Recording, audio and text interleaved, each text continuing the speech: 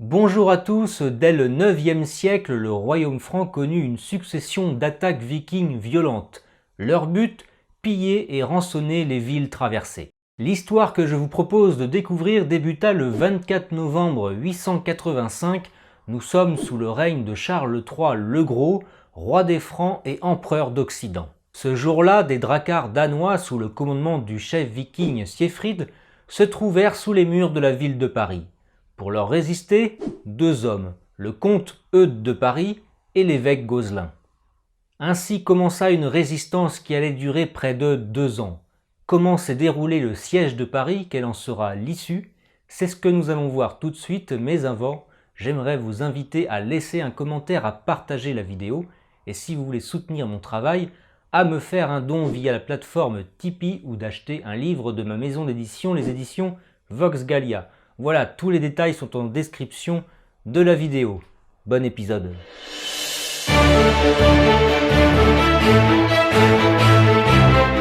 Le 24 novembre 885, 700 navires vikings et pas moins de 30 000 hommes se présentèrent aux portes de l'île de la Cité. Les vikings ne souhaitaient pas profiter de la richesse de Paris, mais simplement descendre la Seine et se rendre dans la riche province de Bourgogne pour la piller. Mais avant cela, ils durent convaincre le plus haut représentant de la ville, l'évêque Gozlin, de les laisser passer. L'autorité franque ne se démonta pas et refusa la demande viking. Siegfried repartit furieux. En représailles, les vikings se lancèrent à l'assaut de la tour du Grand Châtelet qui fermait l'entrée du Grand Pont. Les vikings voulaient emprunter ce passage. L'évêque de Paris pouvait compter sur le comte Eudes pour résister à l'assaut viking. Le système de défense franc rendait toute progression de l'ennemi impossible. Les hommes du nord ne purent venir à bout du Grand Châtelet. Assaillis par les archers et les jets de projectiles en tout genre, et face à leur incapacité à détruire les murs protégeant la ville, les vikings décidèrent de mettre le siège devant la ville et en profitèrent pour piller les environs. Pendant les 2 mois d'hiver, les deux camps s'équipèrent en armes de siège et de guerre. Béliers, catapultes, trébuchets, les hommes étaient à l'œuvre, un autre assaut était inévitable. Le 31 janvier 886, les vikings attaquèrent à la fois par la terre et par le fleuve. Ils utilisèrent leurs béliers en vain, car les tirs francs les empêchaient d'approcher leurs machines. La population parisienne, paniquée, invoquait les reliques de Saint-Germain.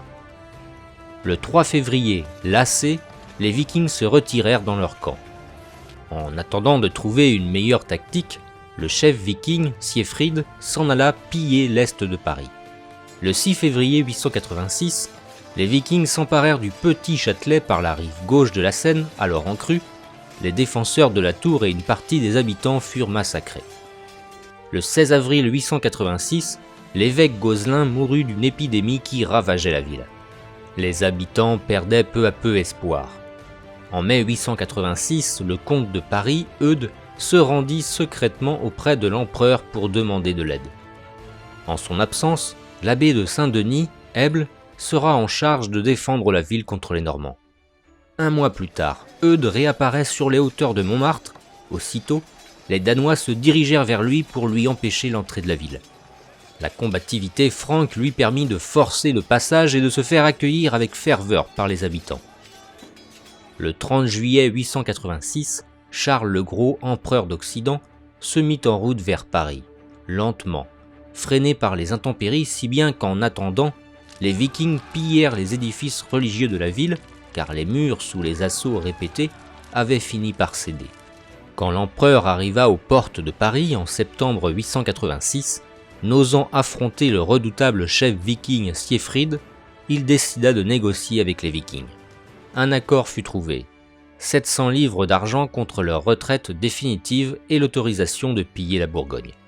Le 7 novembre 886, Charles le Gros quitta Paris, suivi par Siegfried, qui en profita pour piller les abbayes sur son passage.